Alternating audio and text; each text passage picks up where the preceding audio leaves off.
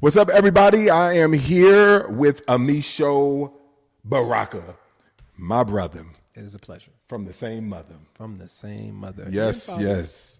You know, I don't know how many people you think know that my middle name is Baraka too. You have kind of stolen the name, taken the name. Well, I just used it. You used it, but now I can't even say, like, if I came out with Dhati Baraka, then what? Then it would be a blessing to you. It would be amazing. You would be shocked at how many people would be like, oh, when you drop the Lewis and you add the Baraka, it adds a bit of mystique. It adds a bit of like, interesting. Okay. So try it. I would say try it. Try the Baraka. So Dhati Baraka. If I went by Dhati Baraka and you went by Show Baraka or Amisho Baraka, I think it would actually, then maybe we can come up with the Baraka Boys podcast. Yeah, it'd actually probably benefit both of us. All It'd right. be good branding for both of us, actually. All right, good. Welcome to My Boulevard. Welcome to the My Boulevard. This is My Boulevard podcast. This is the final episode of this season. I am here with Amisho Baraka. I am so excited to talk about kind of where we are, where we've come from, where we're going, all of the things that we're going to be talking about. Basically, what I've tried to do in this podcast specifically, bringing you all different types of practitioners and people, pastors and leaders, was to help us as a people to reject passivity, accept responsibility for where we live, work, and worship. Like, our goal is that we want to help disciples thrive where we live, work, and worship. And so, you know, and this is kind of, as we kind of bring this to a conclusion, this season to a conclusion, I want to bring on show because we was talking about, okay, where have we been? Where are we going? All right. In light of everything. So we're excited. This is going to be aired in June, mid-June. So we have just finished our Indiana gathering. And so we've been celebrating that, and now looking forward to the future. And so we're excited. And so, when you specifically think about the future of My Boulevard, what comes to mind? What are some words, some adjectives, some things, some thoughts? I think necessary. I think hopeful. I don't know if that's an adjective, but yeah. I think community. I think training, discipleship, mentorship, and I also think of cultivation. Those are some of the ones. Those are the words that I think help me. No, I think that's really good. I think those are really good words because, you know, I'm excited about the future because when we talk about like establishing the family, My Boulevard family, oftentimes we you know, people think about, oh, is that a church planting network? It was like, no, My Boulevard family is not a church planting network. It is more of a leader network. It's practitioner network. What we like to use, it's the poets, the pastors, the practitioners, in your word, the polymaths. The polymaths. Right? And so we're excited. And, you know, when we think about that, we think about this concept of how are we going to make an impact in the local context, you know, where we live, where we work, and where we worship. You know, oftentimes it seems like, you know, throughout history, there has always been kind of multifaceted of people coming together, and the church was kind of the convener of this place. But now it seems like it's like we have the church, and then we have church networks, and the church network is supposed to just do one thing, and then you got the poets, you know, doing one thing, and then you got the practitioners, nonprofit leaders, you know, doing one thing, and then the polymaths are doing everything. Yeah. Right. And so why don't you explain a little bit about polymaths? Yeah, polymath is just a word for someone who does many things. You could put that as an artisan, someone who's an artisan. They do, like, I guess traditionally it's been used as this, someone who may work with steel, wood, may do all types of craftsmanship with different materials. Today, I think you find people who use that as someone who is just skilled in different things. They find their expertise or a love to dive into different areas of expertise, whether it be thinking, whether it be creating, whether it be, you know, whatever. It's just they find themselves engaging in different types of work, and they find pleasure and maybe even sometimes vocation in many different types of. And so I use it as just that, as someone who loves to engage, learn, and cultivate in different areas of life. Yes, I love that at the end you put vocation because I was wondering, is this person employed? I was just like, I needed to know, is he employed? Sometimes they are, sometimes they're not. Hey, money is not everything, okay? Yes, You know what I'm hey, saying? Sometimes we are paid through love and passion. Yes, okay. And then you're homeless. What I love about where we're going and even the future blueprint and even our goal to continue to build in the family. Blueprint. Oh, My Boulevard. My Boulevard, you're right.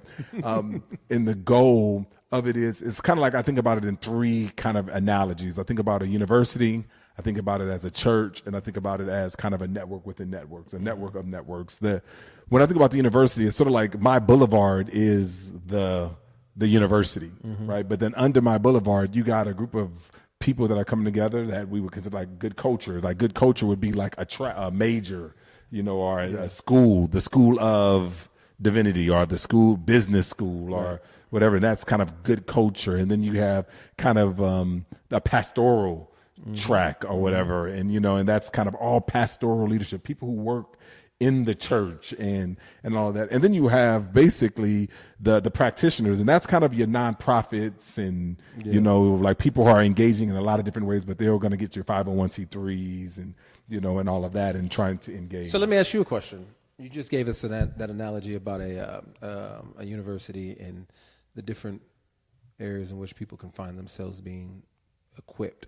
Why does My Boulevard need to do that? Why not just, you mentioned Blueprint. Why not Blueprint do something like that?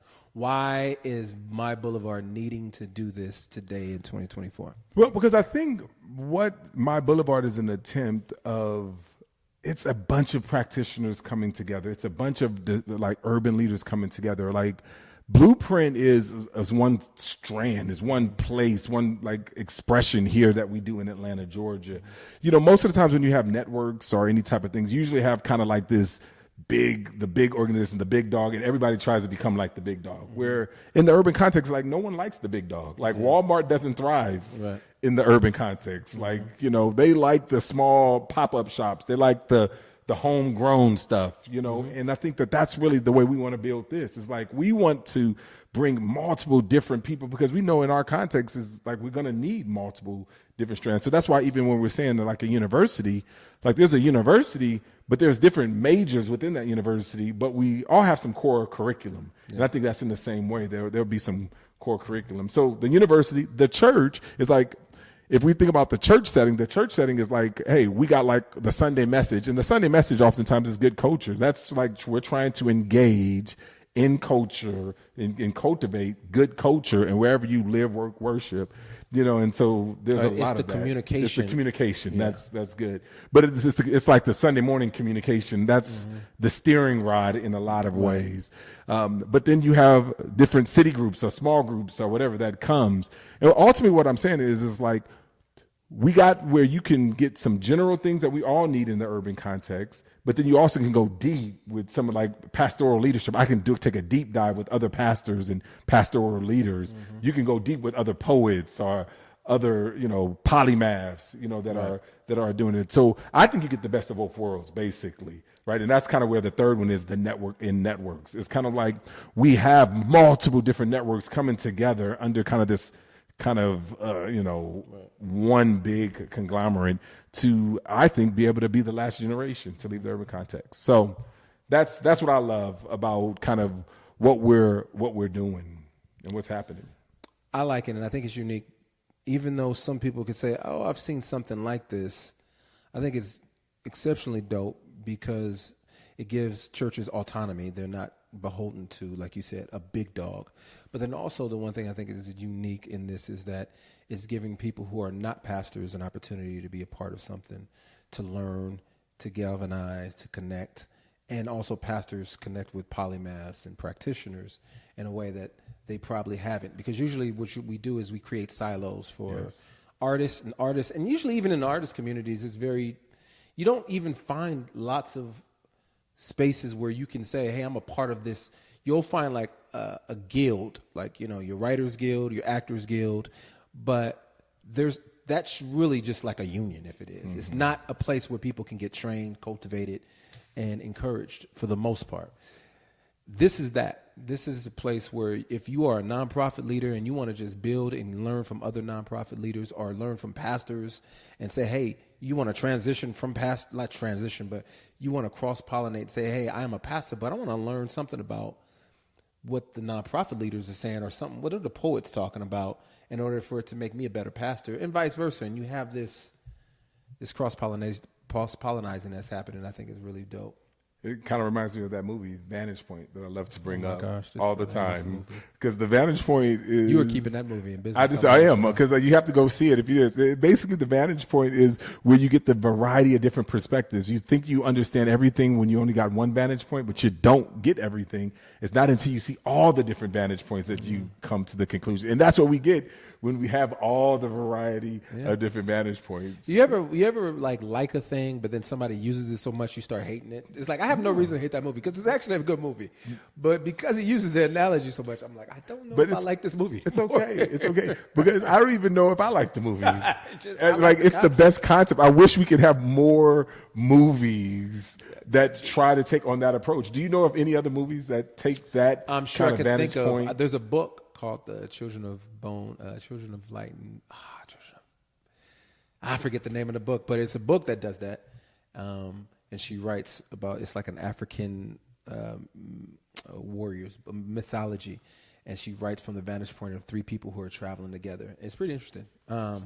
But I'm sure if I took some time, I could think. Yes, but I hope you can, because I want to go watch. I'm going to go read that book just because of that. Like, I want more of your that. daughter's read it. Trinity, I think even Brianna's read it. Yeah, see, vantage point, because we would do well in North America to understand different people's vantage points, right, and to get a more fuller picture of what we're trying to do. Absolutely. So that's why I use it until somebody either it becomes a genre that it creates its own genre, or not. I'm just going to continue to use Vantage Point. I hear you.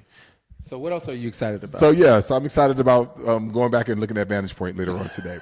Outside of that, I am excited about kind of what we're doing, because it's not just even having Vantage Point from that perspective, but it's about tying them together, right? Ecclesiastes 4 talks about a 3-strand cord. And, even though we have 4 strands, but it's still that idea of, when we talk about the poets, the pastors, the practitioners, the polymaths, when we're thinking about that, and intertwining those in our gatherings, right? We just did one, here in Indianapolis. We did, just talking about that, like being able to see, like, how do all these worlds, how have they made impact over the years, throughout the years, whether it be universities and banks and, a variety of different things, but not just one. And I think that that's really important for us to. The reason why I love it as well is because it gives us a variety of, so we talked about Vantage Point, so I'll kind of lean on that a little bit. The one thing we see even with the Bible is that the Bible uses different modalities on how to communicate a truth. So you have history, you have epistles, which is very clear teaching, like, here, you need to do this. But then you also have, the poetry. And from all of those different modes of communication, there's wisdom that's given, there's principles we pull from it, and you can't extrapolate like one and get all you need from the other 2 or the other 3, you know what I mean? And similarly, I think we all have different tools, and what we've done as a culture is say, if poets use pens and practitioners use hammers, anytime we have a problem, we take our tool to it and we try to say, oh, no, this is how you fix the thing. And you may be able to fix one of 3 things, but the other 2 things may deserve a pen. The other thing, the pastors may bring, I don't know, a pulpit, I don't know, that's the first, a nail, I don't know, a screwdriver. You know what I'm saying? You may need a screwdriver for this particular issue. And the beautiful thing about having these 4 different these 4 different elements, and even more that if we're willing to, pull it out some more, is that you have the ability to see other people use their tools and their gifting in a way that can help you say, oh, you know what, this requires that. Because we are developing almost like these isolated cultish identities where if you don't belong within my particular group, then you don't really have as much value and you don't see the world as I do. So therefore, your perspective isn't useful. And I think by us bringing people together as we are becoming more disintegrated within our society because poets are leaving the church or because nonprofit leaders and business people are pastors are just, how do we all come together? And not just to the church, but I'm saying how do we come together? Not just so that the pastor can benefit from our tools, but that we can all benefit from one another. Yes, I think that is well said. And so the way we're kind of crystallizing this is by saying, hey, all of this is under the My Boulevard family, right? And when we talk about My Boulevard family, that's made up of these poets, pastors, practitioners, and polymaths, that in there's community, right? Like, so, we've been doing for years pastoral cohorts, and, we will continue to do that. We're doing some things with the cohorts. We're looking to even make the cohorts 3 months, with some real good intentionality on just how do we develop and defend disciple-making cultures. We're going to continue to do some of those, but even good culture. Let's go. Having some cohorts. Tell me a little bit about that. Well, I'll just try to be as brief as possible. I felt like when I was coming up in the faith, there were godly men around me, godly women around me like yourself. Not godly women, but godly men like yourself, but other also godly women. Yeah. But the thing that I struggled with was finding people who could train me on how to be excellent in a particular vocation. And rather than just sitting around and waiting for someone I just dove in, and I made some mistakes. Did some things well. Well, I know that there are people like me, and the church does a great job of discipling people. Oftentimes, however, I feel like the church disciples people to be pastors, or they disciple us in a way that seminary teaches people, not necessarily how to be dynamic in our particular craft, but how to be better theologians. And excellent. We all should be theologians to some degree, but how does that help me understand the particular skill sets that I know that I need in order to excel in my particular field? And so that's what I want to do. I want to say, man, this is what it looks like to be a cultivator, holistic, integrated cultivator within our society. And here are some resources, here are some tools, here are some classes that we'll be offering you. And so we will be doing that for starting in August. That's good. So again, just to kind of repeat, what I heard you say is that in the fall, like we have for pastoral leadership, yes, we will be having in good culture cohorts, yes, good culture. That we will have in. And ultimately, what I love about it is, a lot of one of the theme statements, we have many theme statements, but one of the theme statements we talk about is how do we cultivate community around contextualized resources? Yeah.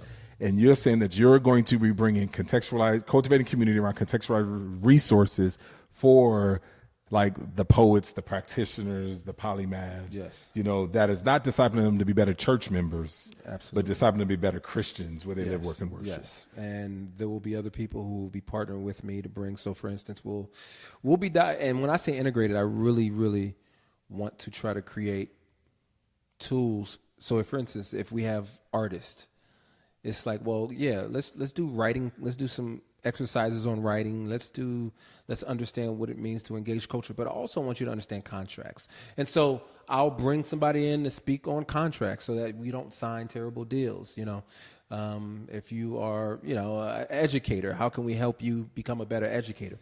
So yeah, there are people who I've already partnered with who have agreed to help fill in the gaps in areas where I feel like I may not be an expert to speak on that. So we have you covered, and we'll know more for those people once they start to sign up of the kind of cohort we'll have, and then we'll be able to cover not only just the broad general aspect of what it means to be a cultivator versus being someone who is a corrupter, as we've kind of developed, but someone who is seeing their particular boulevard and they're saying, man, I want to not only see it for my own personal flourishing, but the flourishing of people around me.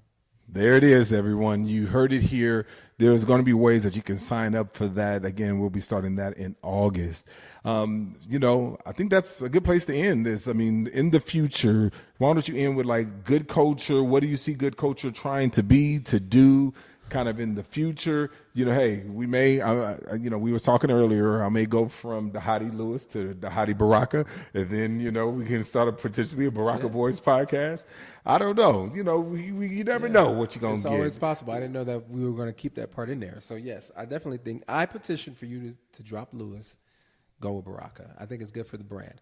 I will say this. I say that Good Culture, as you guys, if you're watching this, hopefully you've watched other videos.